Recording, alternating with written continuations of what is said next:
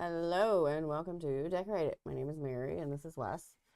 And tonight is episode 61 and it will be our final episode for the year. Not doing another one.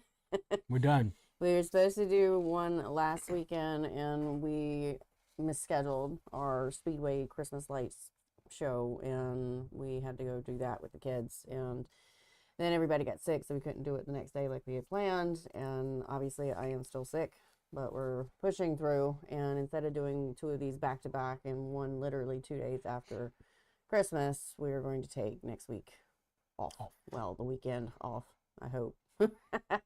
Anyways, this show is the standard end of the year show. We are going to be talking about basically the whole year and all the highlights, the lowlights, all of our favorites, things that we did, some of the favorite builds that we did, some of the issues that we encountered, blah blah blah, all that fun jazz, and answer questions at the end of the show. Make sure that you hang around for the giveaway because it's going to be a really nice gift. It's our end of the year one, so we try to make it something pretty big, Pretty hefty. But so 2025, I cannot believe that we're at the end of the year. I can already. I feel like we I blinked. most certainly can. I feel like we blinked and boom, gone. Just disappeared. Nah, it's been a long time coming. I don't know. I feel like the days just kept getting faster and faster and faster. But hey, Duncan, we are on Facebook tonight. Because we are using the Restream to put on YouTube and to Facebook. I can't schedule the event anymore, but it is on Facebook and also on YouTube currently. Both. So welcome from both platforms. We're trying stuff out and trying to do more. Trying to do more, step at a time. Sometimes it's working, sometimes it's not. But so January of this year, started the year buried in grips. Absolutely buried in grips. I was working on Butterfinger, and the grip orders just started to just come in left and right. And I think the Butterfinger rod, because I always do those progress videos of like how each build is coming along, for people to watch, learn, but also just to be like, hey, look, this is a cool thing I'm working on. Everybody was invested in it. So much so that the customer that was picking it up, we met him at the expo, the International Custom Rod Building Expo that they have in Winston-Salem, North Carolina every year, which you should come to it next year. It's going to be fun. He met us there, got the rod, but I told him that he had to leave it till Sunday so that it could be displayed. And I can't tell you how many people showed up going, where's Butterfinger? I got to see Butterfinger. And it was really cool. A lot of people. It was really cool because I got Mark Krause made the real seat for me because he cut the real seat apart and he put the candy wrapper with the crushed up little bits of candy on the inside. So I mean, it was the legit Butterfinger rod. Hi Randy, hi JD, hey Brian. So that was a good way to start the year with a big rod, and it was a really pretty rod. I enjoyed doing that one. But we get to the expo and we start having a conversation with Bill Falconer. And he's talking about Foley because that's the next event that was coming up. And I don't know where it got misfired. Because he was asking, like, what, you guys are coming. What would you want to talk about? Can Wes teach? Are you going to teach, right? And I was like, well, Wes can marble. That's what he does. He marbles. Like, he's good at teaching that. He's done that before. And then I said, obviously, I've taught grips here. I do decorative wraps and, cork burning, painting, etc. All the things. All the things. And he's like, okay, I'll let you know what I put you down for, I'll talk to you next week. Well, we never got a chance to talk to him because obviously we all depart and get back into working and stuff. And you saw it. You saw the notification where Bill had posted what the Anglers Resource event was going to be, and it had me doing advanced marbling. And I went, yes. Wes laughed so hard. And he was like, you are going to hate yourself. And I was like, why? And he shows me, he pulls it up, and I'm like, advanced marbling? I don't even marble. And so I had, a month? 4 or 5 weeks or something like that. About 5 weeks, yeah. To figure out how I could come up with a new advanced marbling technique when I didn't even marble to begin with. So that was a whole fun journey. But I do appreciate him putting me in that position. I did message him and I was like, dude, you do realize that I don't marble, right? Like, this is hilarious. And he's like, oh my God, I can change it. And I was like, no, you posted it everywhere now. I'll figure it out. And he's like, I feel so bad. And I was like, don't, because now it puts me out of my box. It makes me do something Learn new. it. And so I did. And I'm still figuring it out. I've actually had a lot of fun doing the whole marbling journey. It's been kind of... Apparently, you've been fired from marbling. I know. The youngest also enjoys when I marble because I let him play with the extra that I have. And he comes up with some cool stuff. And in fact, he just recently marbled a customer's rod that's sitting back here. And he did such a phenomenal job on it. And I was like, I don't even have to... Okay, we're sending it. Like, I don't have to do nothing to it, you know? He's like, did I do a good job? And I'm like, yes, you did an amazing job. And we didn't put any designs or anything into it. I just wanted it to be kind of like a wavy, just blurred together kind of pattern. And that's exactly what he did. So I'm fired. He can now take over. Yep. You can do the traditional. He can do the wavy. And I guess I got to still do my little feathers, my blooming feathers, as somebody called them. Y'all inspired me to outspoken grips and make... Y'all have inspired me to be more out... Y'all have inspired me to outspoken grips and make my own customs. Awesome. Ready for Christmas. We're getting there. We just finished wrapping our gifts today. That's what all the ones that have come in are wrapped. I spent all and day this is wrapping the presents. earliest they've ever been done. Yeah, last year it was the day before Christmas Eve. Yep. 23rd is when I got everything wrapped. And now we're at least 5 days away. Mm-hmm. I feel accomplished, actually. Getting better about it. But we get to Foley. I do my presentation, and as it always goes when you're teaching marbling, I can do it just fine in the shop, but my ones that I did not turn out pretty at all. And it was fine because I explained to them, here's what not to do. Here's what to do. And you had to do true marble-looking marbling on rods going to Mudhole. I did that while I was there. Yeah. Yeah. Because that was the other thing. So Bill gave me that little side quest to run off and teach. And then I also got asked right before, I think it was at the end of February, beginning of March, I think. Mudhole approaches me and was like, hey, I need 6 rods by the charity golf event that they did. That was in May. It was in May. And I was like, oh, Lord. So when we got back from the expo, I'm diving into doing these 6 rods. There was just supposed to be bass rods. And so I was like, any requirements for these? No, just make them Maryism is what they told me to do. Make them Maryisms or whatever. I was like, okay. So I did 3 EVA and 3 cork, but I didn't have time to do 3 wraps, or I did 3 wraps, but I didn't have time to do another 3. So I was like, I'll marble. Let's just make it look like granite countertop kind of thing. Mm-hmm. And I was actually working on those while I was at Foley because we brought the 3-rod dryer, brought a wrapper and everything so I could keep working on those, trying to meet my deadline to get them to them, which did. They got them, and apparently they were the first things to go. But that was also the funny thing because I was like, I'm going to put gold leaf in it while I'm here. And meanwhile, the president of Mudhole walks over and goes, is that what they're supposed to look like? Brooke comes in while I'm putting the gold leaf on it. After I put the sizing on there and it had dried, but I had just done the epoxy the night before and it was still tacky. And come to find out, slightly tacky. Well, it wasn't tacky, like you could touch it, but it, like stuff can stick to it. But funny thing is when you have fresh epoxy, gold leaf sticks to it without the sizing. And I didn't know that. And I put the sizing all over the place in these little veins. Like I was very like meticulous in where I put the stuff, and then I was stabbing the gold leaf all over it. It turned the entire thing gold, and I couldn't get it off. And that's when Brooke came over and was like, "Yeah, it's gold." And I'm like, "It's not supposed to look like that." And he goes, "Are these the ones that are for us?" And I'm like, "Yeah." Don't you like them? Aren't they pretty?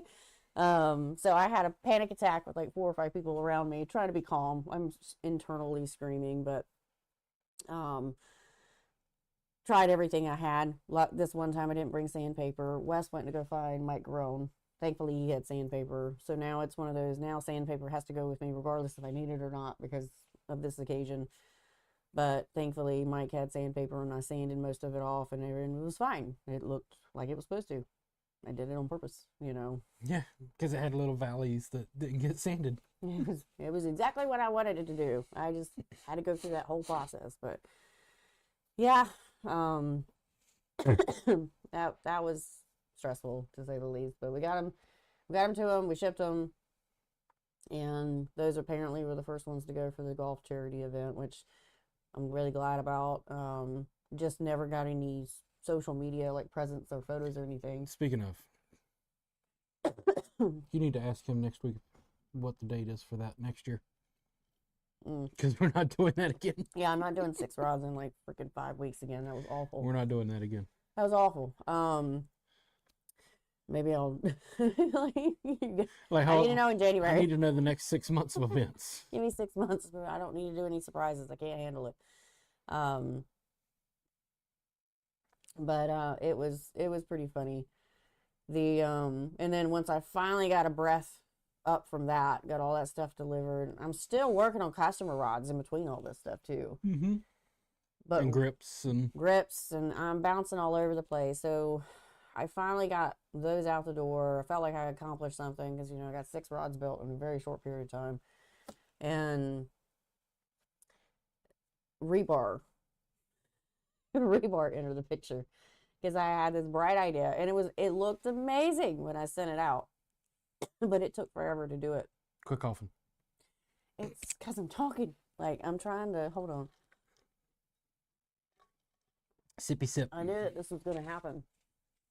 But, so rebar was the charcoal rod, 15-inch wrap, where had so little room for that real seat that we slid on. We decided I was going to wrap under. I decided. Wes told me to do something a lot simpler. I decided, no, I'm going to make it a complete pain in the ass, and going to be so pretty. And it was so pretty, but it was not worth how long it took me to get it done, or the nerves going up to it, because I did the wrap and the real seat set over it, had exposed so you could see the wrap underneath of it.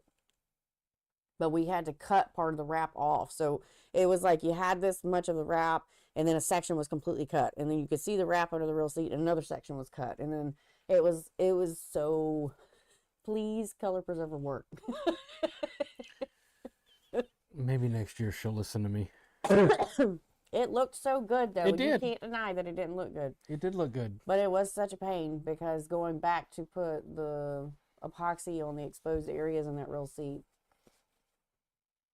took forever, and you had to babysit it, because if you had just one little piece of your brush touch the real seat, it would like drift into it. So I had to I would just do the top one time, and then do the bottom the next time, and have to just let it dry. I don't recommend it. I really don't. Somebody was asking, "Oh man, that's amazing. I want to do it again. I want to do that." And I'm like, no, don't do it the way I did it, because the way I did it was absolute pain. Don't do it this way. Do a wrap and put epoxy over it, then put your real seat on. Don't do it the way I had to do it, because that one made me question my life. I had to go through a month of epoxy with that, just because I had to wait for it to set up long enough to be able to flip it to do the real seat and go back. And don't recommend it at all. At all. But we're going to take a quick little break so Mary can get her throat sorted out just a little bit, and we want to talk about the product of the night, which is gold. So in case you didn't see it, there were gold framed microwave spinning guides and gold framed tie forged casting guides. There was a limited number of sets. There were, excuse me, sorry, 99 total for each set. I believe there's still a few casting sets left. Just a few. But only the casting. Yeah. All of the spinning are sold out already. And these are actually the guides that are on the Gold Twins. So if they didn't announce it this way, but it's a Steve Harvey's special. Okay. So we custom order those guides to put on Steve Harvey's rods, and that's what they are. So if you want to have bragging rights and say, I have the same guides that Steve Harvey does, then get the casting ones. He's got a spinning and he's got a casting set, but they're out of the spinning. And that's why there are only 99 sets. Right. Or something, because we have the other one. But use the discount code WRAP10 to get 10% off of it. Get it, because it's very limited. I don't even know how many they have left. No. And I don't know if they'll order any more after this. So Let's see if it tells you. Usually it says like only 3 left or something. I didn't see anything like that. It just said that there were still some available. But you get 3 different tips in the kit, and you get a hook keeper that goes with it as well. And what makes them different is the fact that the ring is gold, and it's not black like you see on your traditional gold guides that you have access to. The ring is gold. The frame is gold. It's all gold. So. It just says in stock. Yeah, it doesn't tell you how many's there. Let me add like 20 to the cart and see. But get them before they sell out. Which leads us into iCast, because there's more than 20, so iCast is where we ran into Steve Harvey, and this was such a crazy thing because that was the first year that he'd been there. He'd been brought down for an award for the stuff he's been doing with the children. No, he came prior to that. Did he? Like a couple of years ago. Oh, I didn't know that one. But he only popped in, spoke to his sponsors, and then left. This is the first time he got to like walk around and see everything. But he also got an award. Mm-hmm. He was invited down there specifically for the stuff that he does for the children, because he takes children fishing and does mentorships, and I mean, it's a really great thing that he does.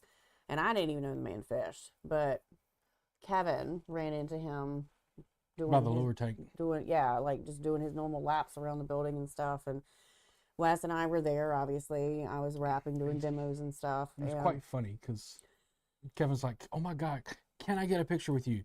And Steve told him, "You've got to walk and take the picture. I'm not stopping." So Kevin's bebopping beside him and takes the picture. And he's like, "Man, I gotta find me somebody. I need one of these custom rods I keep seeing around here." And Kevin went, "You need to come with me. I got just the person you need to meet." Yep. And how he walked up to me, I was focused on a wrap. I had like 3 or 4 people that were hanging around me that I had been talking to. I'd been looking at them, going to look back because I was doing a wrap. And the wrap's still not finished. It's over there still. But when they walked up, I didn't know that they walked up. He's sitting there talking like normal. And I see it happen.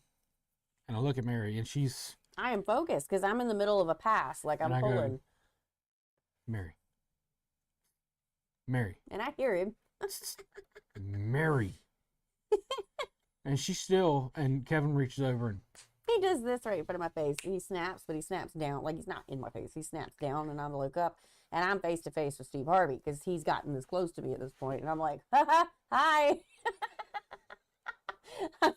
She never listens to me. So sorry, because I was literally trying to get to the other end to drop the thread before I looked up to see what all this chaos was about. Because who was that? How was I supposed to know that a celebrity was standing right in front of me? But I literally just dropped the thread where it was and said, screw it, because now I got to stand up and I got to introduce myself. But we got to talking. He was looking at the rods he had on display. And it was so funny because out of all the rods that we had there, Dragon Gate was the one that he picked up, and it was the leather grips, and he was just messing with the leather, and he's like, this feels good, what is this for? And we're like, it's not really a bass rod. But yeah, ended up having a conversation with him multiple times, 2 days, and he came Wednesday, and then he came Thursday, and So I got 3 rods built. They are officially done now, but 3 rods out of They'll here. be heading out Monday, Tuesday. Yep, they're shipping out Monday. And yeah, like it's a crazy thing to have built 3 rods for Steve, but he wanted a all solid gold rod, and he liked the Suka 2s when we showed them to him. And I said, I'm not painting the Suka gold. I'm not doing it. He's like, why not? And I'm like, well, first off, you can't paint the threads because it's just gonna. I mean, you could, and it's not a problem. It's just gonna wear off and it's look bad. But 2, it's gonna look really weird for it to be gold. Like, I don't think a solid gold Suka 2 would look right. And he's like, all right, well, what do you have? And I drew up. I gave him a couple concept ideas, and we ran from there. So that's the reason why I've got the pinstriping on the Sukas, to try to take it from that black and blend it all the way to the gold. And I had a bunch of people giving me, saying that, well, the gold guides with the gold wraps would have looked better if you put like a single turn of black. And I'm like, yes, it would have. But he wanted everything to be gold, like everything to transition into it just being gold, because he's never had a solid gold rod. And the fact that I got him to at least have some black on the back end of it, I was happy with, because I was like, solid gold, everything's going to be hard to match up. And I think it would look gaudy, but the Big 5 was probably my favorite out of those 3. Although I have enjoyed the gold one. And it's more like faux pinstriping, because I actually didn't do with the normal pinstriping brush and everything. Like, I just painted it with what I had. And I spent a lot of time on those, erasing, putting it back on, erasing, putting it back on. But I feel like if you'd have tried to do it with a brush, you probably would have slipped a bunch. Well, with the brushes that they use, like, I dove into it, started looking at it. I was going to order some of them, but I was looking at the sizes that they had and how other people were using it on the different, most of it's on car stuff, motorcycles. And I watch those people that do it on like the Mura things and stuff. And that brush can make a fat line, can go to a thin line. But the thin line is when they're pulling it way up high. Mm-hmm. I was like, I'm just going to stick to these little fine liner brushes I have and just go over it a couple times. But they turned out, for my first attempt at doing a pinstripe kind of thing, I'm pretty happy with them, honestly. And a lot of people were going, well, you should have just got a decal. You should have just done it this way. And I'm like, no, it takes the fun out of it. Why would I do that? Because then I got to make sure the clear coat gets high enough that it covers the decal at that point. That's a lot of clear coat going on that to try to do that. You'd have been doing that. I wouldn't have done that. So he did the clear coat on. But the Big 5 was by far my favorite leather grips that I've done. The entire rod. Had a lot of fun with that rod. Had a lot of online commentary about that rod too. Y'all don't want to be Facebook famous. Oh, that rod was actually the first rod on Facebook that had over 1 million views. And what was funny was the video before the one that went viral, whatever you want to call it. I feel like it went viral. But the video before it was the fail, where I'd put the snake shed on and I used too much CP. Mm-hmm. And everybody was telling me, you can't use a snake shed. You just need to go ahead and get the skin. And like and I'm like, guys, I know what I did wrong. Calm down. I got this. I'm not going back to him and going to tell him, hey, it's another $300 so we can buy skin. I'm not doing that. Plus, I knew I screwed up. I put too much color preserver down. And so the next video, I came back with a little bit of snark. Like, I had a little bit on it, and I was like, A little bit? A little bit. I had a little bit of snark at the beginning. Because I was like, and I'm picking back up with round 2, and I showed the painted snake shed. And I said that it was a snake shed.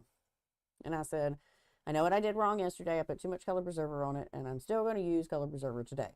And I gave a little side eye, and I walked off camera. And I came back and showed me installing it, because I was like, I know how to do this. I just screwed up yesterday. And stop saying that I can't use it. Mm-hmm.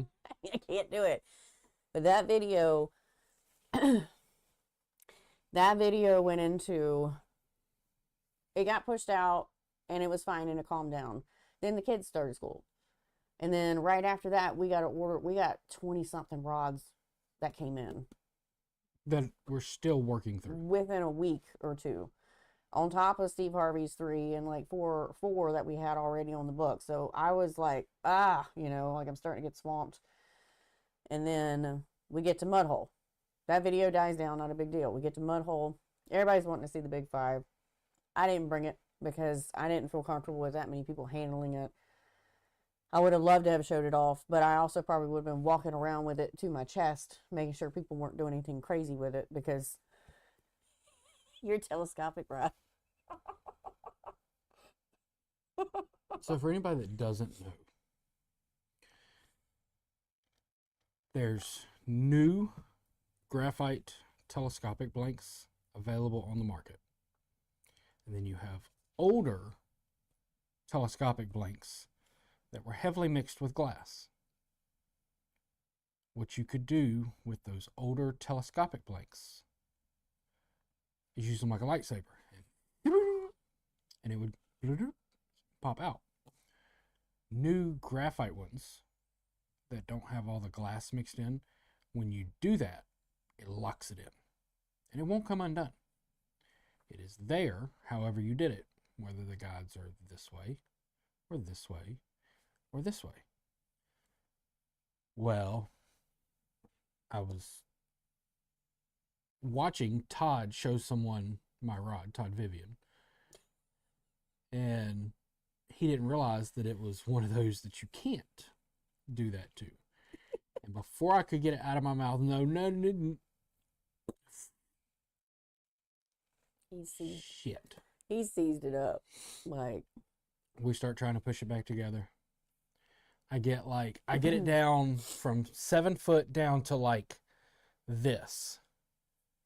You can't even see that on screen. The last section. To like 3 foot. Last section was stuck. I'm like, okay, this is not going to happen. So I kind of just start like tapping it. And I finally get the base section to pop loose. Okay, cool. Now I've got this much more outside of the handle section.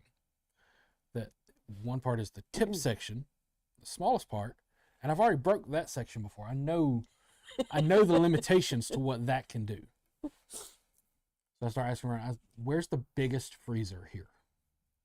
And why do you need where's the biggest freezer? Well, probably in the break room. Okay. So I go to the break room, I take my telescopic rod, I put it in there, and I come back in 15 minutes. Praying that it's going to let go. Because if it don't, it's screwed. Like, I might as well just cut it apart. Go back 15 minutes later, pull it out, start tapping, tap, and it finally breaks loose. Like, oh my gosh. This is going to be put away now. He did. He came by and I saw him. He was carrying it. I was like, "You got it. You got it fixed." Yes, but I'm putting it up. And I'm like, up. Yeah, it's going in the car. Like, it's done. I was like, okay, but done. But I didn't bring it. I mean, it still needed one more coat on the guides. No, we had to end up doing 2 more coats. Yeah, because I put the snake shed also on the guide, so that was a little trying to get them to lay flat. I got to do everything the hard way and to be absolute pain in the butt, but I'm happy with that. But we got down to Mudhole to do the classes, and Wes did his. You had 2, right? 3? 2. You had paracord. Marbling. What'd you do Friday? Was that paracord? It was paracord. Okay, so you had your 2, and I had my 6. And so that weekend I was busy. I didn't film anything. I didn't take any pictures. I got one update put out on social media, and it was in between breaks for me. But we get back because that's when I got the gold guides. I got the gold rods. I picked them up that same weekend. We get back. I take that Tuesday to just kind of like I was unpacking stuff, but I wasn't working. But that Thursday or that Friday, for some reason, Facebook started taking that same video that had died down and started dumping it on people's feeds. Don't know why. Nobody had commented on it in a while. And 5 days, that video was just generating the most hateful, negative comments you could possibly imagine. 5 days straight. I couldn't, like, and I'm not going to turn the comments off. I'm not going to just, I keep looking at it and I'm like, ugh, but it was wearing on me. I think that's probably the only time, and I will absolutely 100% admit it. I got burnt out with the internet. Done. Like, I was so done with the internet. That same video on Instagram, YouTube, and TikTok, everybody's like, oh, it's so cool. No hate. Facebook is where all the righteous people were living and just commenting and just saying some of the most negative things I've ever heard in my life. And normally I get people that say some off the wall stuff. I got no problem with people got their own opinions. It's fine. But I wasn't getting 5 solid days of constant just negativity. Wes was like reading the comments and he's like, what is wrong with these people? And I'm like, I don't know. I'm real sick of it right now. And I would just started clearing the notifications. Like, I've stopped reading them. And then it died down finally after it just put like this little, I was weird for a few days. Like, it was really hard to work on anything. And then I got up and I got out of my funk. And then all of a sudden they pushed the video again, but instead of it being the negative side, it was getting the positive side. And it was like, okay, Facebook, I'm going to need you to calm down. Like, I don't care if we walk the middle. Pick a side.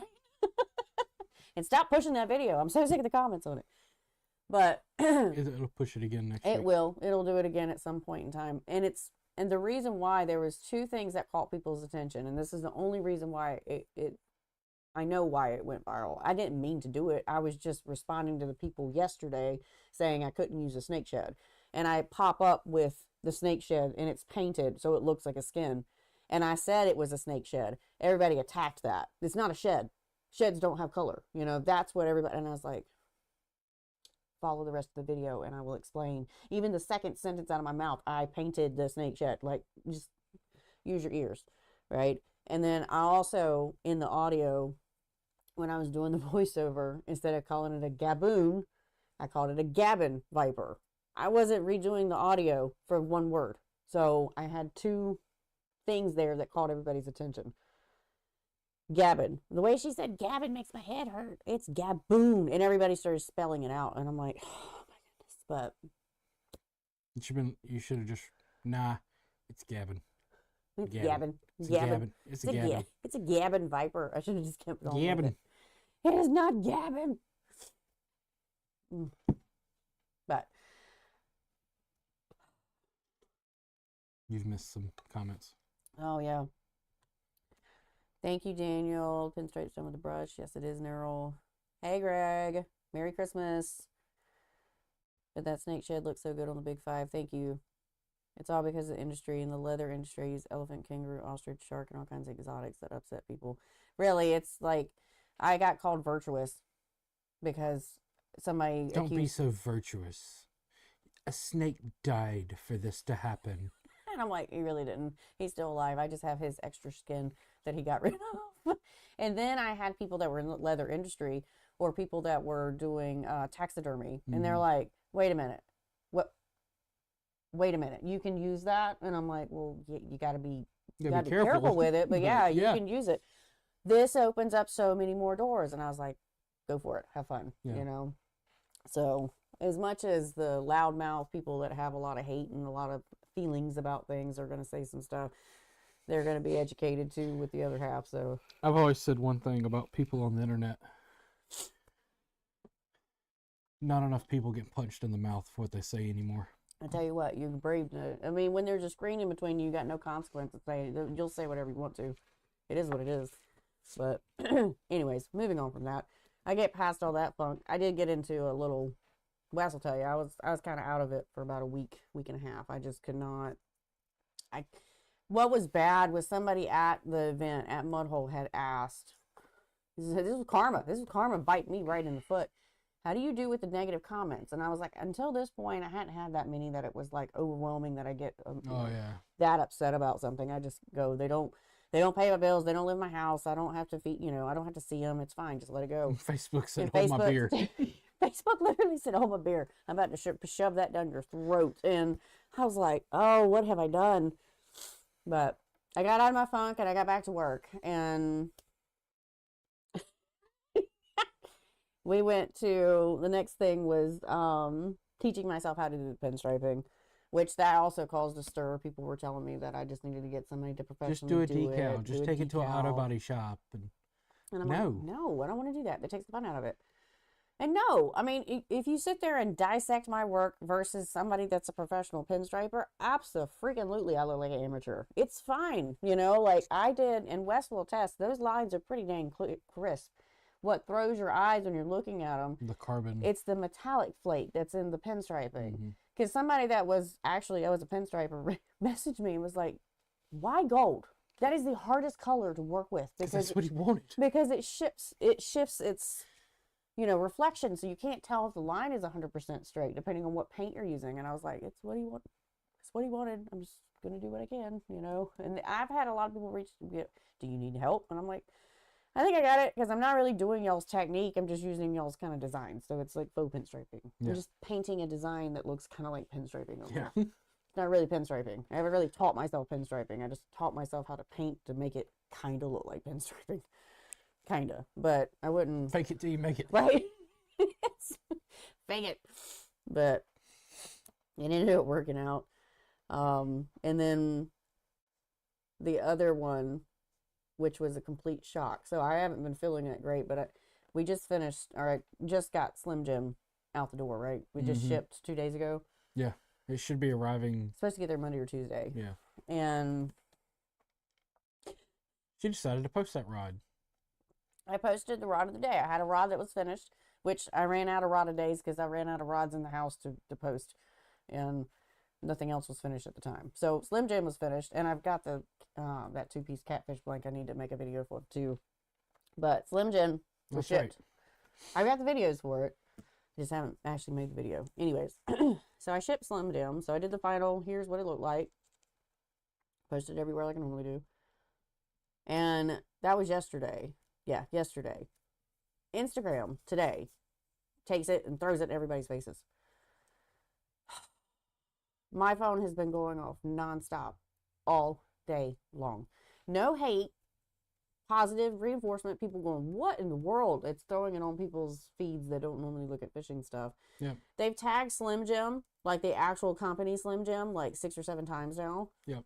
That's just Instagram. And now TikTok is tagging Slim Jim. And I'm kind of concerned. Hope they don't get mad. We love y'all. We're just being supportive of it. He wanted a meat stick, and somebody else was like, please tell me that it's called a meat stick. And I was like, well, he's been referring to it as the Slim Jim rod, but I called it a meat stick because it was painted to look like a meat stick for a little while. But yeah, phone's been blowing up and people requesting, Slim Jims. Slim Jims, like wanting their own version of a Slim Jim rod or a quote or things of that nature. And I'm like, I didn't announce this because I was just telling people personally, but we shut our books because I'm backlogged till March, April. Won't be able to take any more new orders. No grip orders, no custom fishing rods, nothing. We're going to repeat that again in case can't take anybody's thinking of ordering. April. You can order all you want. Nothing's happening till April. I can't do anything. April. I got to get caught up on the stuff I've got going on. Yes, I have built 3 rods and finished 3 rods. Well, finished 2 rods, and that one's 90% of the way. But there's still 1, 2, 3. I have 10 rods still. 5, 6, 7, 8, 9, 10, 11, 12, 13, 14, 15, 16 sitting over there. 17, 18 because they're not ordered yet. Yep. Tie-dye and the sea snake theme. Yep.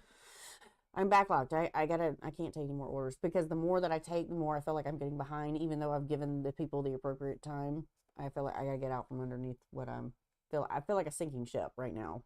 And the problem that I have with that is I enjoy doing these. I have no problem having this many orders and stuff. But when I feel pressured to get all of this stuff done, I don't have time to play. And the playing is what keeps me going, right? So we finished watching Moon Knight a month and a half ago, the whole series Moon Knight. First off, he watched it before. I kind of watched it, but it wasn't too I was confused because I came in mid-season, and so I just was scrolling on my phone whenever he was watching it. We sat down and watched it as a family because the kids have been big into Marvel characters, and now I'm obsessed with Moon Knight. And in my head, I was like, I'm gonna make a Moon Knight theme rod. and I want to try it, but I have no time to try it. So my soul gets sad. It's like I have all these things I want to play with and just see if I can do them, and I can't play with them because I feel guilty for playing when I should be wrapping guides or doing under wraps or doing this, that, and the other. Keith wants to know, can you explain what the difference in using a spiral guide layout versus a inline guide layout? What are the pros and cons of both? Spiral takes the torque out of the blank if it has enough pressure to warrant it. You know, like if it rod's trying to roll. It depends on what roll you're fishing for as to whether or not you're actually going to benefit. So like, you know, a standard square bill rod, you're not going to notice it. Frog rod with 65-pound braid, you might notice it. Go to, you know, speed jigging, you're definitely going to notice it. Spiral wrapping is good for like boat rods and stuff. It's basically if you've ever been biting a fish and you go to wind and you notice that the rod wants to like fight you one way or the other, trying to roll. It takes that out of it. Leonard, so appreciative of my meat stick and my wiener builds. I love your meat stick and wiener builds. They have been the talk of the town. You should go read the comments on Instagram. On Instagram. They're hilarious. Apparently you like to just hold meat sticks in your hands while you fish. But it's great because now you can officially tell people you've caught fish on a hot dog and you've caught fish on a Slim Jim. And they're gonna think that you're talking about like the literal hot dog and a Slim Jim. I've caught it on glizzies and meat sticks. I love your builds, and I love that you just let me kind of have fun with them. You are welcome. But yeah, so Slim Jim is just popping off on Instagram right now, and I think the last time I had looked at it, it was like 27,000 views, and this morning when I woke up, it was only at like 3. So that's how busy it's been today. And I just, like, as many times as I hope Slim Jim comes back with like a fun comment because they've been tagged so much.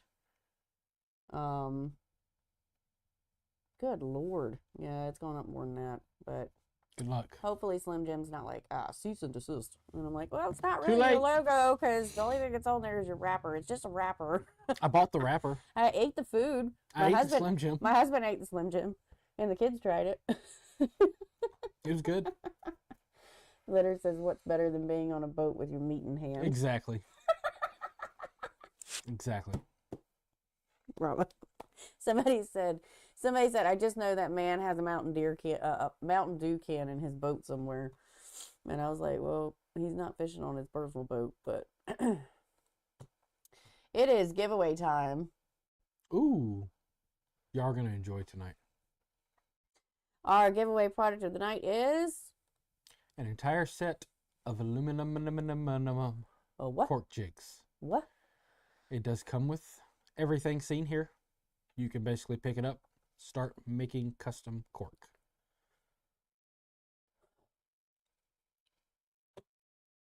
Now, you gotta answer a riddle though. Yeah, so for those of you that have just joined us or are new to this game, Wes is going to ask a riddle. First one to answer it with the timestamps is going to be the winner. All we need is to have your name and address, and it will get drop shipped to you. Remember, you need to contact us and let us. And you have to reach out to us. Because I'm not chasing you down. I am so far behind in builds. I've got to try to finish this one and get it to her this week. I know it's not going to make it for Christmas, and she's aware of that, but I've got to try to get it to her for Christmas. So I've been busy. But what's the riddle? It's kind of a long one, and I'm not going to repeat it a bunch of times. Listening ears. I turn polar bears white, and I will make you cry. I make guys have to pee, and girls comb their hair. I make celebrities look stupid, and normal people look like celebrities. I turn pancakes brown, and make your champagne bubble. If you squeeze me, I'll pop. But if you'll look at me, you'll pop. Can you guess the riddle?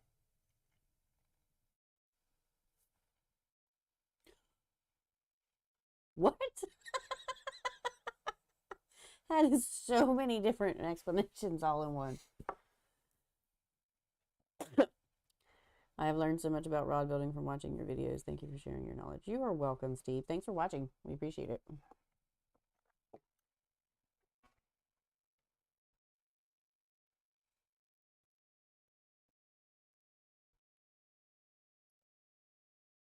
Greg said, yeah. Wrong answer.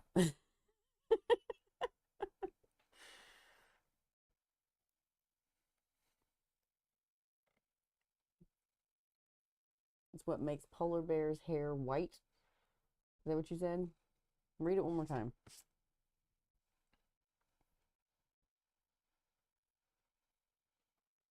I turn polar bears white and I will make you cry. I make guys have to pee and girls comb their hair. I make celebrities look stupid and normal people look like celebrities. I turn pancakes brown and make your champagne bubble. If you squeeze me, I'll pop, but if you look at me, you'll pop. Can you guess the riddle? Duncan said no answer. It's technically correct. And Keith said the sun. Answer's no. Heat. What was the last question? Can you guess the riddle? Can you guess the riddle? And the Answer's no. The answer's no.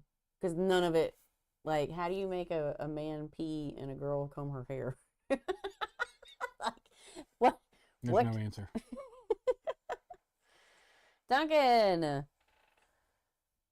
Congratulations, sir. Cork Jig Kit is the winner. I already have your address. And that's going to be our big thank you gift to you for the end of the year. We will get that shipped out. I don't know if they'll be able to ship it this week, but they'll get it shipped sometime soon. Sometime. So, awesome. Now you have been fully, completely, what's the word I'm looking for? Because my brain just did not, like when you, not upfitted with all of Mudhole supplies this year.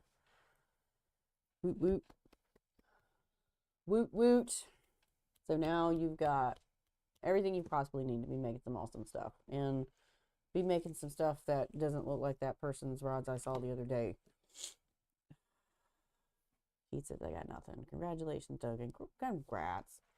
Duncan's smart. I would not want to play him at a trivia game because we would lose. I do not want to play against him in trivia. No, thank you.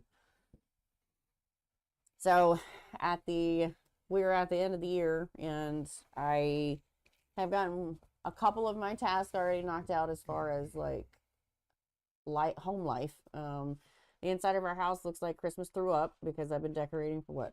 Since the week before Thanksgiving. And I have been trying to make it look really cool, but we've also, this is the fun part, been painting the house while we've been decorating. So there's painting going on with decorating that and keeping the kids alive and feeding them and dealing with the dogs and building rods and doing our daily stuff. But I have this one rod I'm going to try to get to her this week, and Steve's gets shipped out Monday. And then I have three or four rods that need to be finished by the end of the year because they're in those final stages. Like I've got guides for 2 that just need to be finished, and then it's onto epoxy, and there's so many that are in these different staging points because when we took these 20 rods on at once, Wes was working with me in the shop, but Wes is no longer working with me in the shop. So there is no more of this assistance it's just me. Whoops. And I'm glad that you have the job that you have, but my helper's gone.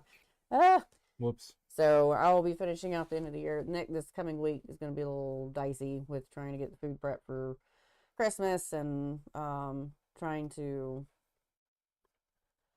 finish this one rod. The other ones can wait until after Christmas, and then we only have a few days before it's the end of the year. You can blame my boss. I blame you and him. No, my boss's fault. Who? The second boss. Second boss. I'm like, which boss? Because I My know boss's all of the boss. bosses. My boss's boss. It's his fault. They can And your just, boss. it is I know, it's my boss's fault, actually, for that. But it's fine. I just, it's just something I'm going to dig on you until I get out of this hole because you put me in this hole and now you left me to. Hey, you wanted more work. I got you more work. I didn't want it back to back like that. It's overwhelming for me.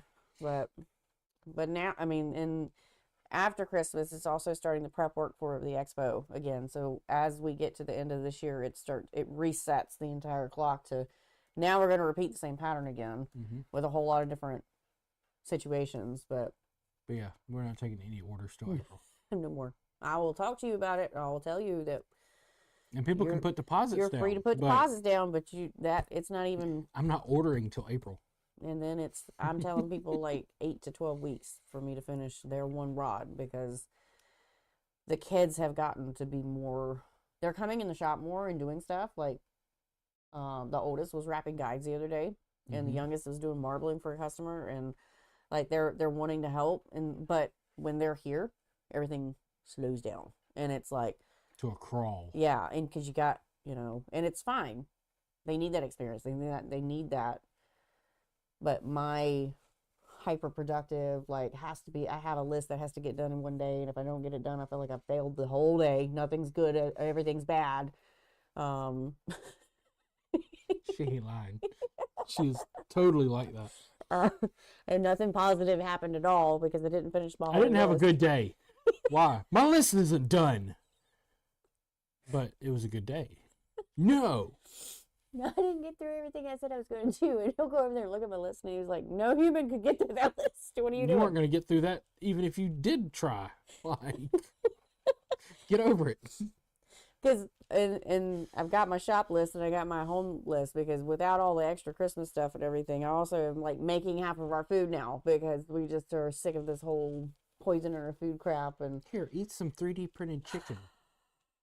so I'm making like chocolate syrup, homemade chocolate syrup, and now it's going to be freaking pancakes mix because that's just dumb to not make. And at this point, I read all the labels and I'm like, why? So Betty freaking Crocker is over here hanging out with Alice in Wonderland. Betty Crocker rod maker. Betty Crocker rod maker with the Alice tism. That's what you need to do. An Alice tism. That's your next tattoo. It's gonna be Alice. I just can't figure it out. Alice in Wonderland fighting R2D2 as a blender. What? Yep, that's your next one. How's it going back there, R2? That's your next. Alice in Wonderland in the kitchen fighting R2D2 as a blender. No, Alice will go here, so it's got to fit right here. It can fit there. You say anything, will. Anyways, at this point, it's questions and answers. Opening it up to you guys. I am going to take a sip, grab another drink, and blow my nose. That's not in the shop, so they can't hear it. Okay. So, do you want another one? Yeah. All by myself.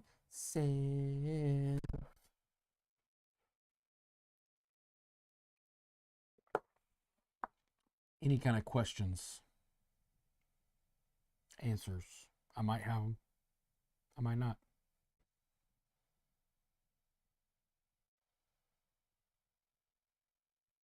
In case you can't tell, I'm reading the screen.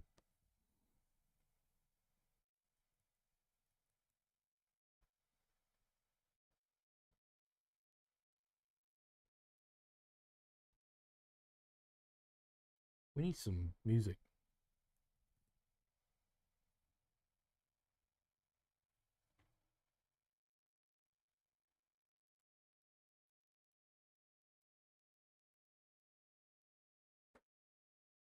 Nobody?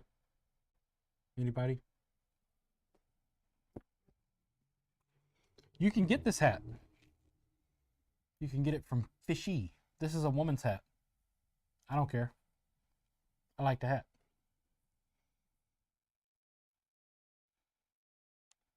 They're based out of Alaska. And they make women's clothing for fishing. But I saw the hat. I had to have the hat. I bought the hat. I bought it under the guise of, hey, Mary, here's a cool hat for you. It's from a woman's clothing company. Oh, yeah, that's awesome. It's my hat.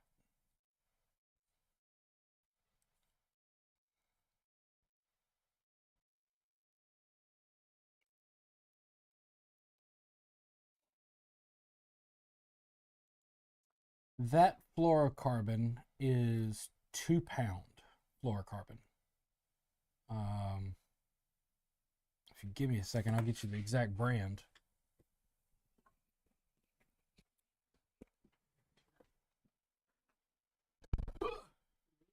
No. Where's the fluoro? It should be over there. Or no, it's right there. They don't. Right there.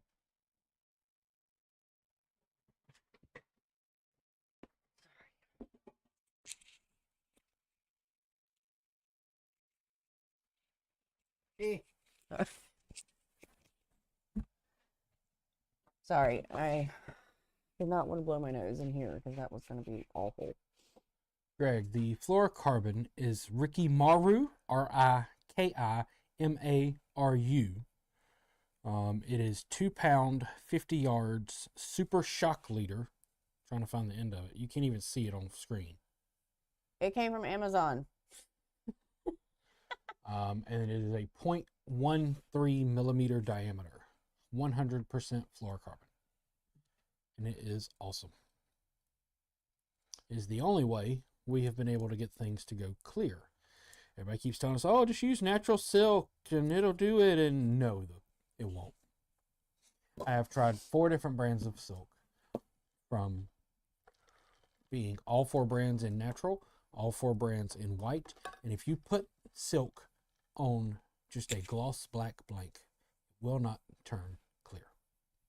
That will. But the trick with it, and the video that I put out today in regards to it wasn't a complete step-by-step because we were fussing over it while we were doing it. And obviously I wasn't feeling that great. And you were doing most of it, and I didn't want to be all like with the camera trying to see what he was doing. We have a little pick that's kind of got a little right turn to it. It's got a right angle on it. And what Wes was doing was using the flat part of it to push down the fluorocarbon so that it would make it soak into it and get in between all the cracks and stuff, because it will, if you wrap it too tight and pack it too tight, like I have a tendency to do because of habit. It is my fault 100%. I tried to tell her, you can't wrap this so tight. You have to do it looser than you've ever done anything. That way it can get up underneath it. And what do you know? She wraps it like she's wrapping on a boat rod. And I go, babe, it's just but it's a hook keeper. It's gotta have tension. It's a hook keeper. It doesn't need tension. No tension. So when you wrap the guide, thread goes over, you've got that gap right here. If you have a situation where you're using this and there is an air pocket under there, take a right angle metal pick and push on it. Obviously don't break it because it's only 2 pounds, but push on it enough that it flexes, and you'll watch that bubble just and soak it up. You could probably use toothpicks. You could probably use a popsicle stick, anything, or a spatula. You probably won't even need it, but you just got to you got to work it in there to make sure that you don't get any air bubbles, and it also penetrates. 2026 build in mind. What's the longest one-piece surf rod that you can make ship? The one that allows for your wallet to pay for it. I can ship anything you want, LTO. However, most do not want to be over 8 foot. Yep. 8 foot is usually about the cutoff. Other than that, like if it starts to get over 8 feet, then we're talking about 100, 150. I can throw it on a tractor trailer for about $550. Upwards of more just to ship it because it's oversized, and they can't stand to have an oversized tube come in. So that'd be a single one piece. Obviously 2 piece can definitely have a longer length, but a single one piece. Holy Christ, did you hear that? Gone. It was a dude had to be doing 130 going by here. Sorry. It didn't even register the sound until he was way down there, like, oh, that was a bike, but the sound's gone. Like, I can hear he was him. booking it. Like, Sorry. anyways, but 8 foot. Duncan, all I can tell you is product development. For your job. Oh, yeah. If you were to build a personal rod for yourself, what brand components would you prefer to use on the build, and why would you choose those brands? Whatever brand fits what I'm building, honestly. I mean, American Tackle stuff has been like one of our favorite things. But all of the companies, all of the brands have different strengths and different weaknesses. So for us, it really is always just what is the best for that rod and for that customer's budget. And what's in stock and able to be shipped. And what can I do with it, you know, because a lot of these painted reel seats, I have to order graphite. Can't do it on aluminum, you know, like it's not going to stay, it's going to chip. So you have to go with graphite, and it's still going to chip eventually, especially if they're really rough on it. But, you know, I like American Tackle stuff for most of our stuff, honestly. Hey, Zach. 9 foot 6 inches. I mean, we can ship it, but just get your wallet. It's just going to be expensive, and we'll probably have to send it FedEx. They won't even take it. What? It'll have to go. Did the post office do it? It'll have to go. One of them's a stop so I can think. stanky leg about it. Airport to airport, air cargo, or LTL on a private shipper.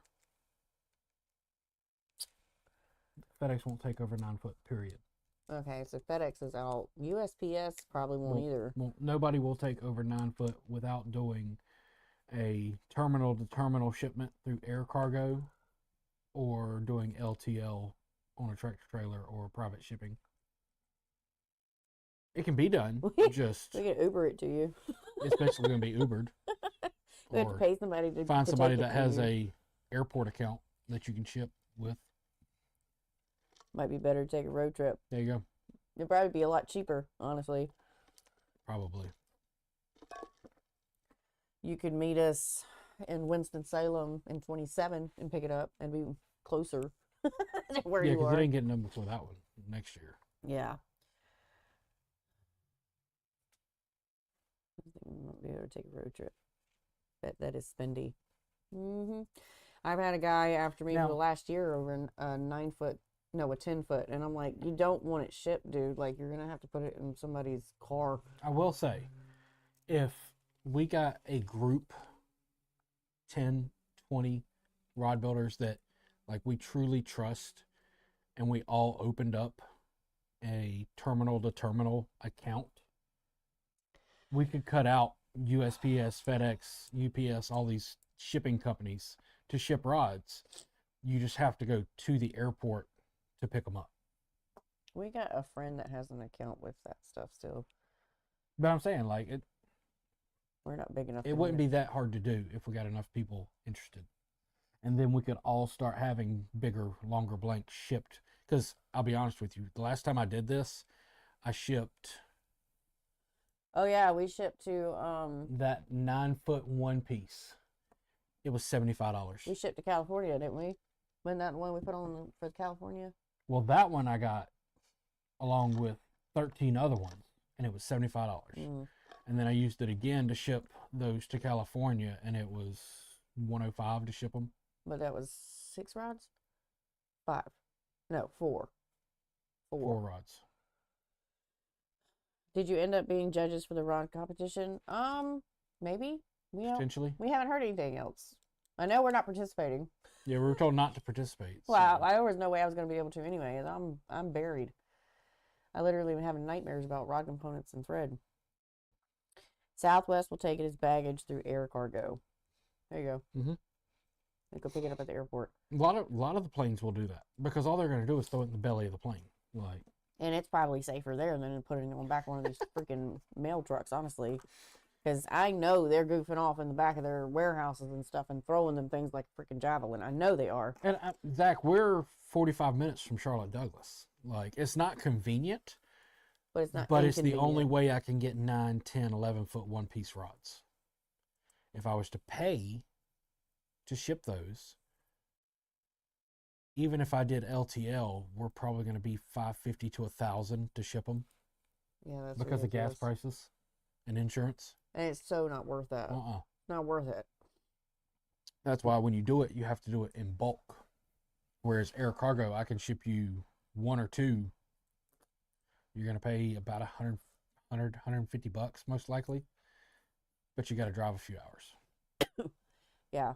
That was the other thing too. Like sometimes if your client's close enough for you, it's better for everybody involved just to drive to them or meet them halfway instead of shipping them because of the high chance of these things getting broke or just missing. For the one that we shipped before Slim Jim, the catfish rod, it went missing for 2 months. It was a solid month. Missing for a solid month. No update on it on the 15th. Yeah, missing for a month, and he's only 2 states away. He's in Kentucky. Yeah. 2 months. The last updated info they had on it was the 15th of November. It got to him on the 15th of December. Yeah. But nothing was updated in between. I had to call them because he messaged me. I totally forgot. I didn't follow up and make sure it got there. He messaged me. We ship it and that's it. And unless they say something. He's like, "Do you have the tracking info for it?" I was like, "You still don't have it? It's been like 2 weeks. Are you serious right now?"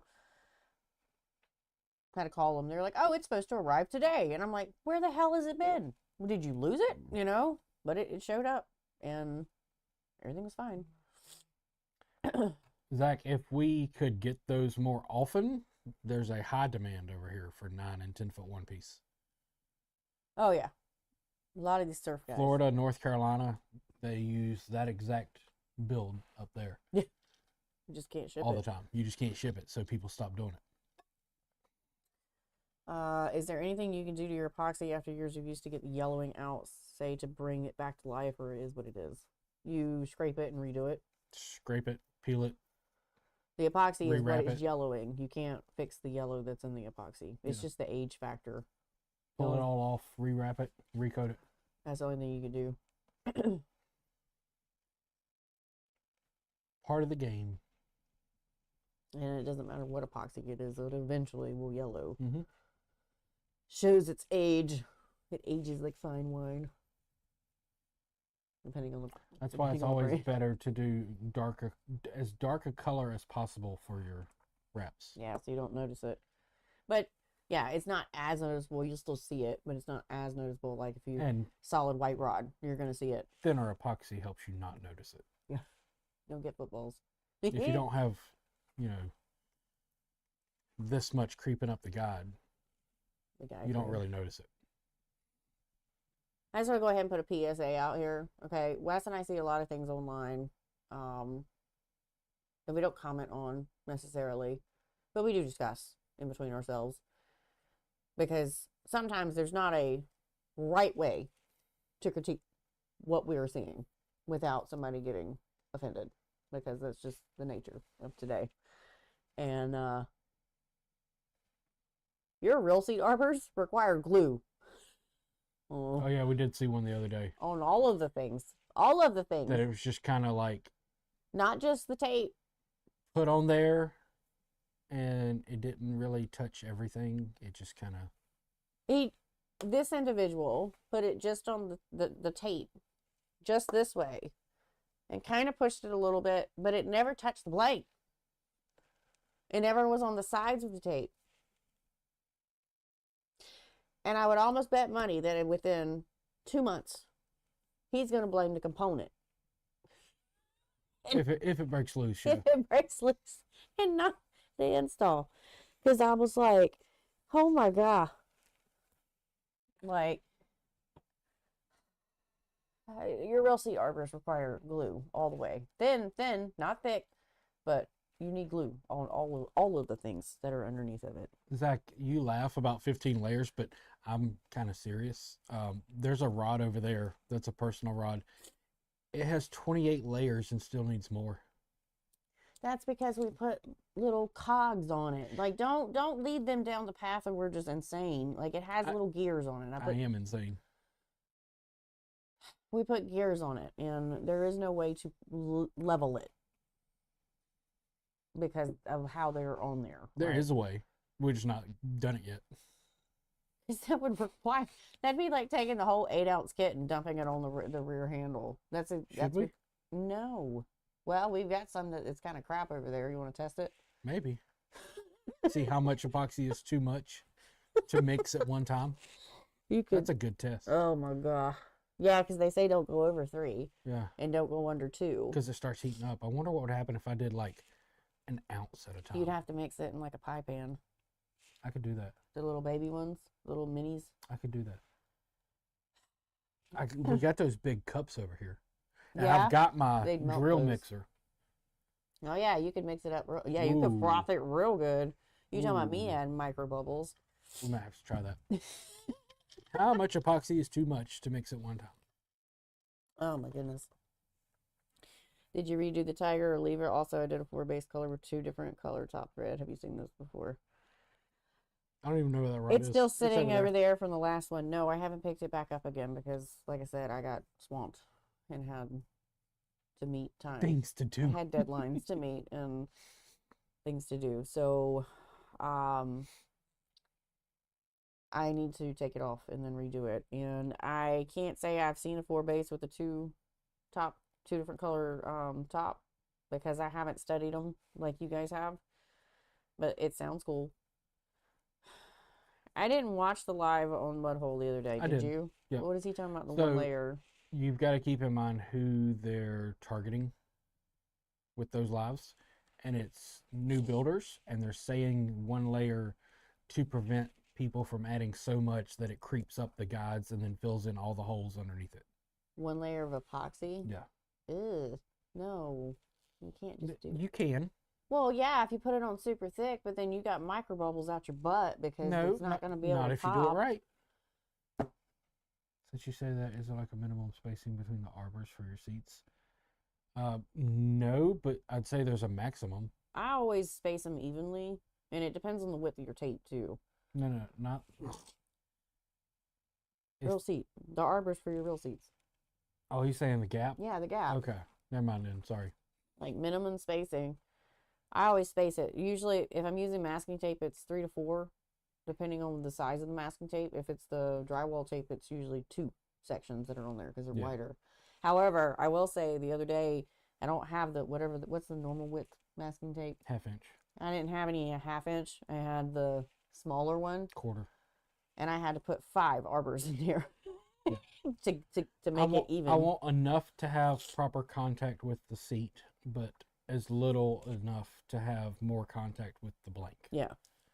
But we also don't use like the fusion and all that stuff. We use the actual paste. It's just even. The whole game underneath the real seats is even. And as long as no section of the real seat is wiggling before you put the glue on there when you're dry fitting it, then it's fine. I saw that too. He did the whole seat with tape. Yep. I mean, and I think it might have been the same guy. Really? I think it might have been. Somebody was on a live on TikTok, and there was 3 or 4 of them on the live together, and they were talking about the tape anchors for the decorative wraps. What tape are you guys using? Because I go through so much tape, and they're all using masking tape, and I'm like, I went to go comment, but then another one was like, "Oh, get the painter's tape. That's exactly what you should be using." And I'm like, double-sided duct tape. Double-sided duct tape, guys. Double-sided duct tape. Any kind of, not painter's tape. Not painter's tape. It's Have not. you played with that new 1-coat finish? What new 1-coat finish? Because the last one I played with was only for repairs. 1-coat finish. What? Are you Have talking? I missed something? The only. Oh, I'm not perfect either. Mm-mm. I'm just. There's a few. There's a things. rod right there that proves we're not perfect, and you'll see a video on it eventually. I messed up. And it's got to be done soon. Yep, it's the customer's rod. We put the gimbal on there correctly, but Mary fidgets too much with the rods when I'm cleaning up the glue. You guys saw that when we were doing the rod balancing episode, and I kept spinning. I'm pretty the sure butt. I warned her about, hey, you got to stop. Like, I spun the gimbal and it's not lined up with the rest of the rod, so I gotta fix it. It's perfectly lined up, but not with 45 degrees off. We didn't notice it till it was. I mean, it had been. It's glued. set. It's Like, set. I've got to take a Dremel to that and cut it off, and We're going to have to redo it. nobody's perfect. I Trust me. especially when I'm tired. Woo. Next level. Haven't messed with the next level at all.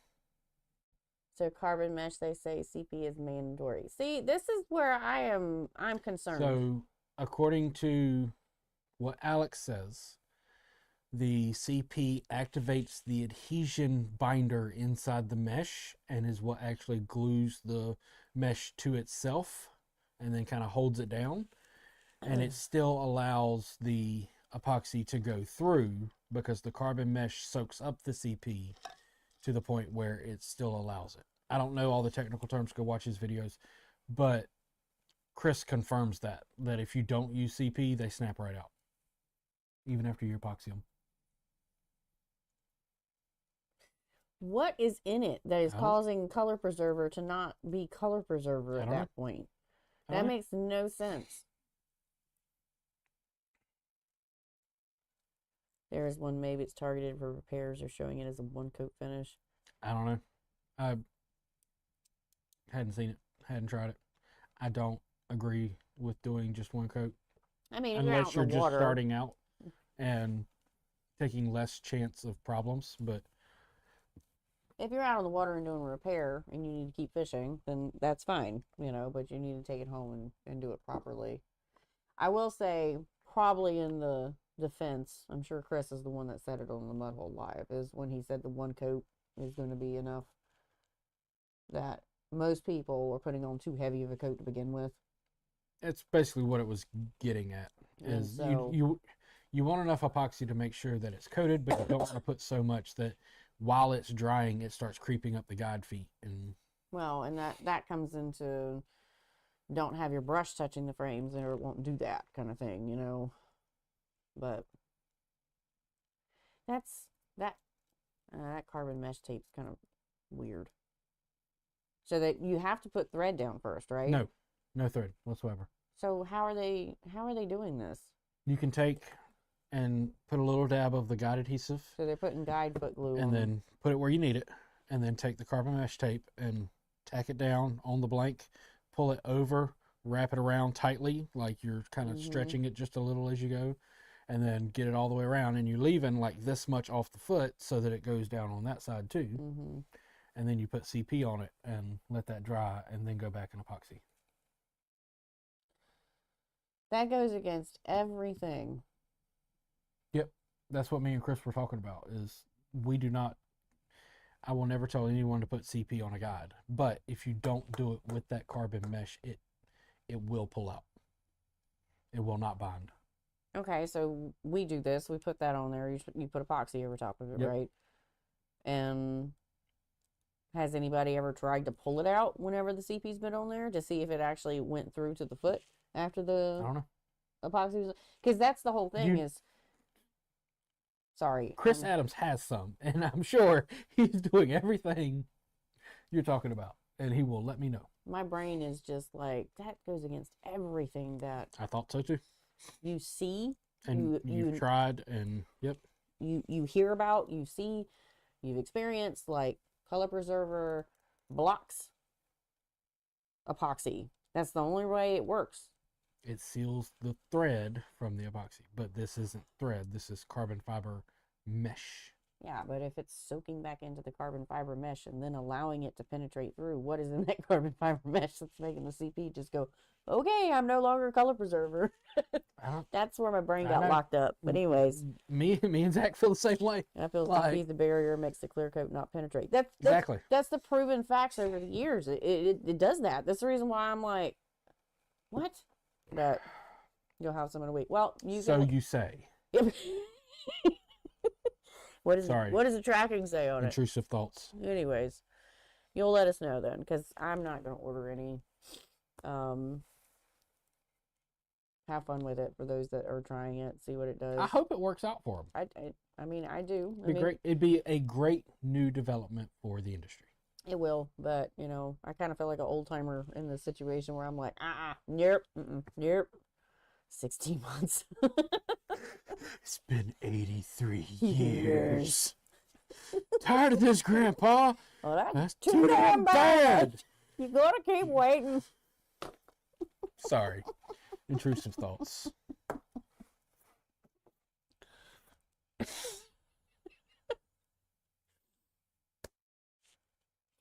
Lord, forgive me. Oh, baby Jesus. Baby Jesus. I don't know. I hope it works out. It'd be a nice It would thing. be in good development. Be a good development if long term it is fine. And Yep. just don't question him, because I've seen how he responds to people that have just simple questions.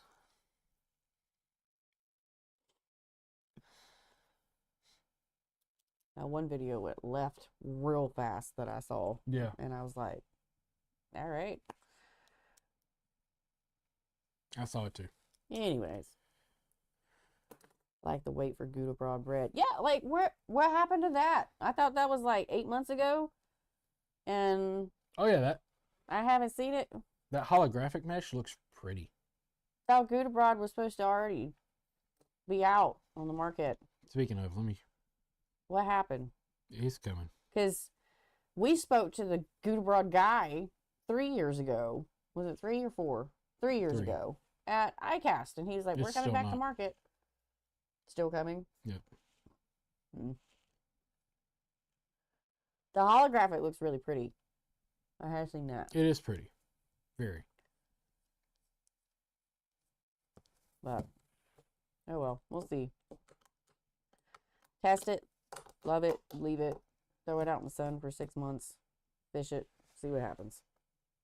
I do want to see some like actual. Put it through some Because like tests. I get that he showed, hey, this has been done. Here we're pulling on it. Cool. I want to see nonstop, like unedited. Here it is being put on. Here it is drying. I will watch it. Start to finish. Even if it's 24 hours long, I will watch that whole video. Well, I make sure you didn't do anything funny. And I want to see what actually happens before I buy any. Ordered and paid in July. You guys, I love y'all. Eventually, y'all will stop. I can't. I don't have that kind of patience. My customers don't have that kind of patience. Like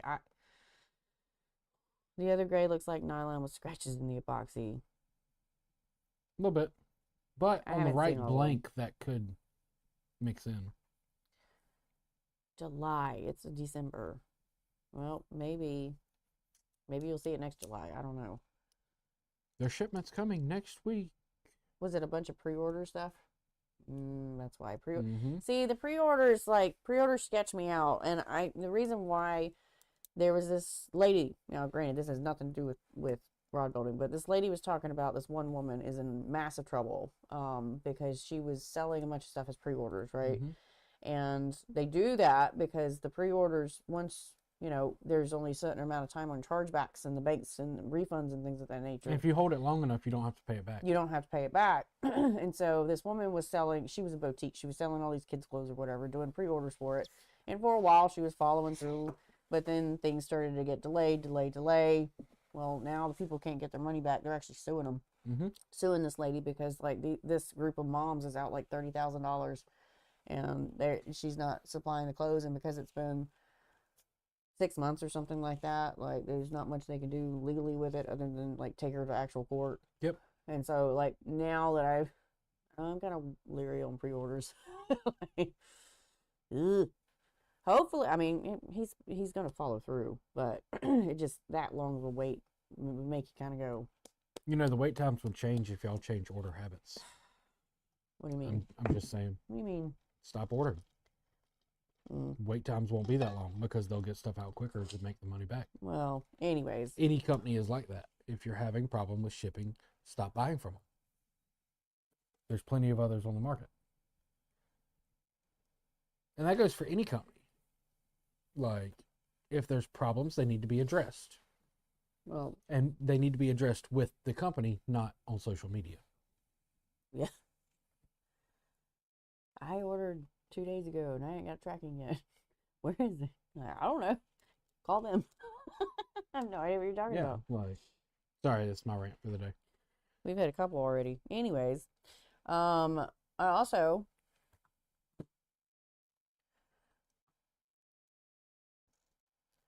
needed to do something else. You're giggling. Because I know what's next. I need to give a shout out to our sponsors, Foundation and Mudhole.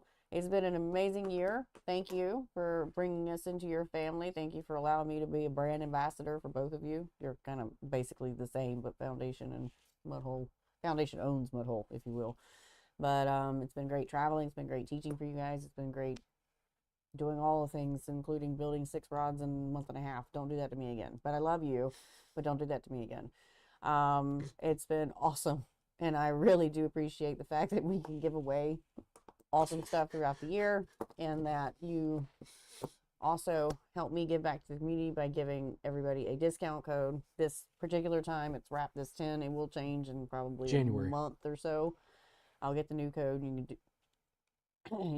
I'll let you know what it is, but Wrap This 10 gives you 10% off of CRB, American Tackle, Pro Products, MHX, and Gaho Reel Seats. I have been after them to get me some discount codes for the reel and tackle. We'll see when that happens. And some fun stuff for 2026. There will be a Southern Rod Builders gathering at Mudhole.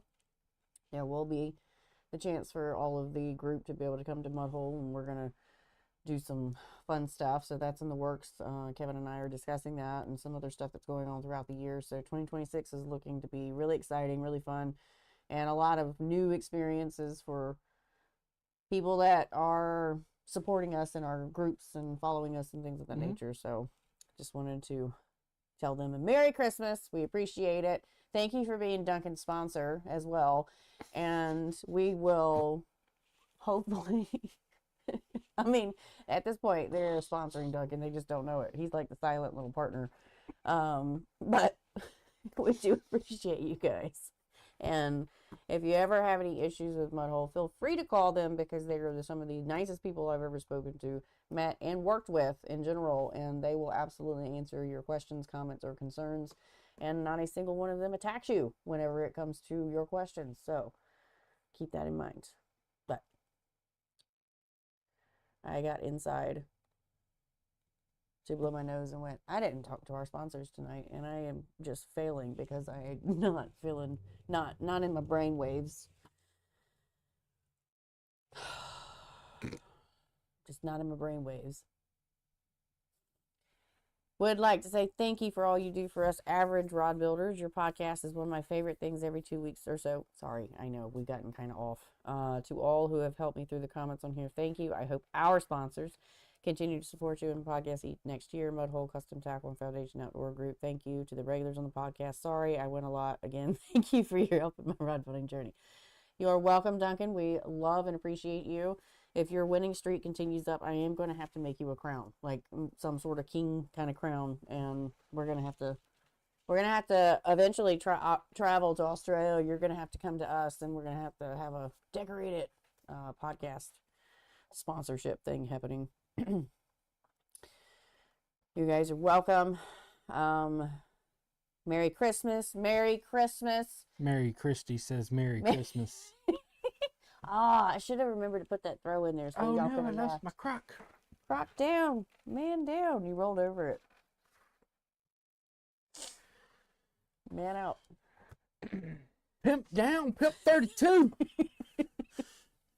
Call the ambulance. Ambulance. My phone's dead. He said goodbye, senor. I started with 20%. Quit messing with it. Fiddle, fiddle, fiddle. I know, you just didn't charge it today. It's fine. But this year's been amazing. I've had a lot of fun, a lot of laughs, a lot of good times, a lot of firsts, a lot of ups, some downs. What? I'm just glad to be out of HVAC. Yes, I am so happy. My husband is God, home with me 24/7 now. Woo, that was rough. Sorry. He's home with me 24/7 now. And I do love it. But he also knows how to annoy me. Because he's like, I have a wife to annoy. I need to stand up and take a break. Mm-hmm. I have a wife. So he comes out to the shop while I've gotten in the habit where I put my headphones in and I am just jamming to some techno, like I'm working faster with it instead of my normal stuff. So I am just like in the thing. And here comes Wes coming in to just be the cat on the cabinet, knocking everything over, basically. Meow, meow, meow, meow. Yeah, he's always coming in here messing with me. But I love it. And I'm so happy he's out of HVAC. Because now I don't have to worry about him passing away in an attic. I don't have to worry about him not being able to come to kids' events and things of that nature. So, very happy he's home. Starting there, going down. You're welcome, Keith. We like what we do. We teach what we know, and we show. just shoot the shit. We show when we screw up and how to fix it, because that's every day. Merry Christmas, that. Merry Christmas. I think it is 11 wins this year. 11 out of the 12 months. 11, and we have what, average 2? 2 per month. Whew, your winning streak is high. Do you think you have a gift for each other for Christmas that will be a total surprise? I think mine will be, because I don't think he remembers anything about it. He brought it up one time in passing. So we'll see. We'll see if I guessed right or not. I mean, yeah, but we'll see. We like to do Amazon lists. But I don't like to go off of his list. I like to try to remember things that he says. So we'll see what it says. Any sneak peeks in future 2026 products? Not, I mean, pay attention to videos. Just watch your videos. You'll see all kinds of things. You see all kinds of things in the videos if you're paying attention to what I'm doing. January 3rd. January 3rd. So, that'll be the day before my birthday. Yep.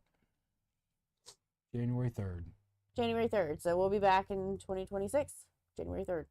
Because we're not doing one after Christmas. I looked at her, I was like, are you wanting to do another one? Because I'm not feeling it. Well, to be honest, I know that I'm not getting over this in the next couple of days, and I'm going to have to be going into cooking for the holidays and all of the chaos that is Christmas and everything. And editing this. And trying to edit this and trying to build rods, and I'm going to be worn out. And I think I can calm Alice down enough for me to take a day off and just not do anything. Maybe. She'll wake up and want to completely take everything down in the house or paint the kitchen or something. It's bad, y'all. If I'm not working, I feel useless. But then there's times where it's I'm not doing anything. But usually, between the hours of 11 and 1 o'clock in the morning, that's when I'm I don't want to touch anything. I just want to veg. And you shouldn't be working at those times anyways, because you're tired. And at that point, my eyes can't see anything anyways. Mm-hmm. But then I don't go to bed until 2 o'clock. And then I'm getting up at 6. And then I'm tired all day. And then it's just dumb. But I'm going to take a day off. I feel like I deserve a day off. We'll see how long I last on the couch. You deserve more than that. Have you both tried Tim Tams? Yes. The fuck is Tim Tams? Tim Tams. It's Sorry. Paul McConaughey, who I used to work with at Rush. Yeah, I know who Paul is. And he brought his mom brought Tim Tams over when she came to visit when I was working at the coffee shop, and I tried them. No, I haven't tried Tim Tams. They're because good. She didn't bring them to me. It was just at the shop. You didn't work there? You didn't bring them to me. I also tried Vegemite. Not a fan. Peace and love. I appreciate your knowledge and wisdom. Yeah, have a good evening. God bless you and your family, and happy early birthday. Thank you. Thanks, Zach. But yeah, if you want to see new products, there's several that's been in videos. Y'all just haven't paid attention. Because she doesn't think to not video them. I have to test them. So, I got to work with them. So, apparently my shop is now product tester.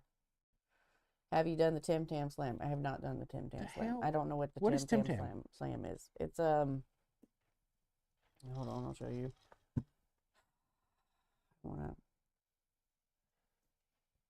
It's a candy thing.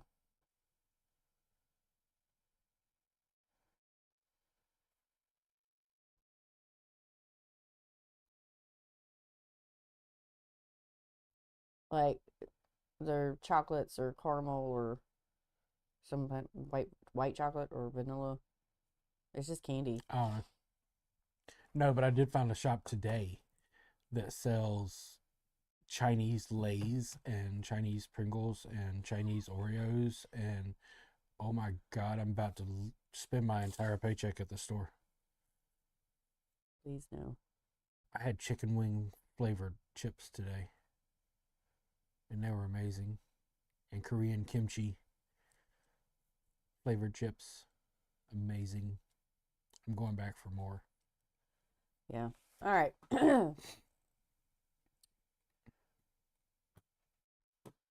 But 2025 been a very, very crazy year, and happy to have done it. I think my favorite grips that I did this year in EVA was Beetlejuice.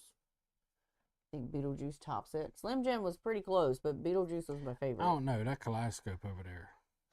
I did not enjoy the kaleidoscope thing, the quad block. I did not enjoy that process because the whole thing felt just so sketch from the beginning. It looks cool, but I don't know. I think Beetlejuice wins the favorite. And my favorite build out of everything that I did this year, I think, is the Big Five. That one that I don't want to let go. Yeah, it's gonna be a hard thing trying to get that one packed up with Wes here. I told him, I said I know how to do it again, but so that one's the only thing that's gonna be kind of sad about it. And I think this is the saddest part about being a custom rod builder and shipping your stuff to people is you don't get to see the initial reaction. Mm-hmm. And like I think I would have thoroughly enjoyed watching him open his stuff and seeing how he reacted to it. Because you just never know, how people will take stuff unless they come back to you and they get more and more things, or they call you or whatever, or message you or whatever. And a lot of people don't, and it's fine. You just hope that they're happy with it. But no news is good news. No news is good news, because if they were mad, they would probably message you. But and I don't know, did you have a favorite project that you did this year? Because you worked on a few projects yourself. That white one was built this year, and your cork one, and I have a favorite, but what? I'm still in the process of getting it right. Not even your telescopic That one? was last year. I finished it. That was this year. Mm-mm. Was it last year? It was last year. Mm, I had it ready for this year. gotcha. I finished it last year. And your cork rod? Mm-mm. No. Nope. Star Wars, that was a cool set. Nope. Not a lot of cool stuff. My favorite project is still in the works, and apparently might not get it. Can't find what I need. But I look forward to all the awesomeness and craziness, because 26 is going to start. If I can knock out all those ones that are already basically almost finished now, 26 is going to start with quad block and probably the blue spiral wrap one. Yeah, the unlimited class. And then a bunch of boat rods right after that. Like a bunch of 80 pounds. I've got a whole graffiti set coming in that I'm so stoked about. And luckily she was like, no, I'm in no rush. Like, yeah, because I told her, like, it's flat out, like, I'm not going to be able to. Got everything here for it. But to start on them till, like, January. She's like, cool, not a big rush. Awesome. And then after them, I think it's the tie-dye rod, which this guy's the whole thing, tie-dye. So I'm like, it's going to be fun trying to figure out how to tie-dye a rod, so. You should call Don and be like, hey, Don, so I need you to paint this white, and then just every color you have needs to be on this blank. Right? We'll have to sort that out. Yeah, we're going to need to do the Tim Tam Slam. We need the global trade for snacks. Bring me those green tea Kit Kats. Oh, dude, they had some. Did they? What's a green tea Kit Kat? I saw them after I paid, and I'm like, I'm not getting back in line. You just need to go in there and go, Kit Kat one of everything. Flavored, like, I don't know how to describe it, but they're so good. The green? Yeah, Mm. I think. It looks green. Happy birthday, Mary, and Merry Christmas to all. Thank That's a you. mouthful. Right? Happy birthday, Mary, and Merry Christmas to all. Merry Christmas to you, Greg. Merry Christmas to everybody in our chat right now. Text and emails suck. No one calls anymore. I'm happy to get a text. I call somebody every day. Heat. Andy Rosewall. Heat. Except it's like a Zoom call. Yeah. She's probably about annoyed with me by now. Yeah. But yeah, I'm looking forward to all the stuff. And eventually, we bought some of these honeycomb lights that were on sale on TikTok for a good price, and they're sitting over here assembled, but we've got to get them up on the roof because I'm hoping to take this dark corner of abyss that's over here because 3 of the lights that were wired in just stopped working, and they're fluorescent lights. Mm-hmm. And I'm hoping to get those. We got all the stuff for it, in theory, but I'm hoping to get all that stuff set up and get that off the floor because I feel like the shop is starting to close in again with all the things that are in here. But yeah, I'd like to take a day and organize in here. But yeah, 2026 for me will be fun when I find my blanks. Yeah, because you got some cool stuff in the works. For sure. All right. Well, we appreciate you guys hanging out with us tonight. We really do. And everybody that is watching, Merry Christmas. From Mary Christie. From Mary Christie and Wes Christie. Wes loves to throw that joke in there. We hope that you guys have a fantastic Christmas. And get all the things amazing that you wanted and spend time with your friends and family. And also, Happy New Year, because we're not going to see you until 2026. So everybody have a very safe and happy New Year's Eve. Yeah, Happy New Year's Eve.